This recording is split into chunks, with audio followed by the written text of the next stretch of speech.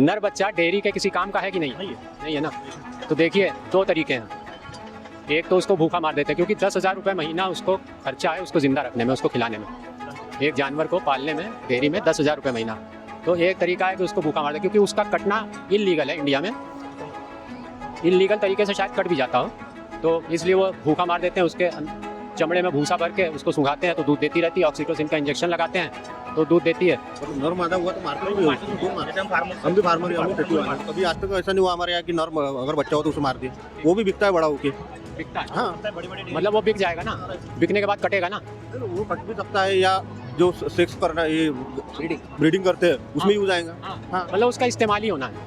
तो बैल बनाने के लिए उसके अंडकोश को खत्म करना पड़ता है, वो बड़ा है ना। तो ये सारी चीज़ें क्या है, हम क्या कर रहे हैं? हम अपने फ़ायदे के लिए क्या कर रहे हैं? जानवर को तो तकलीफ ही हो रही है ना जब से वो पैदा हुआ। मादा पैदा हुई तो 2 साल की उम्र में ही बच्ची होती है, उसको प्रेग्नेंट कर देते हैं। उसके साथ भी यही होगा।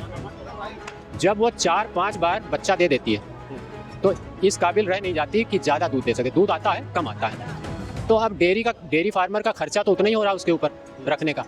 उस वक्त उसका मांस मुलायम होगा, वो उसको बेच देगा, है ना।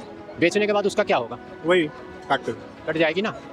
और कटने के बाद उसका मांस, भैंस का मांस एक्सपोर्ट होता है, इंडिया से बाहर जाता है। इंडिया बीफ के एक्सपोर्ट में 2nd नंबर पे है।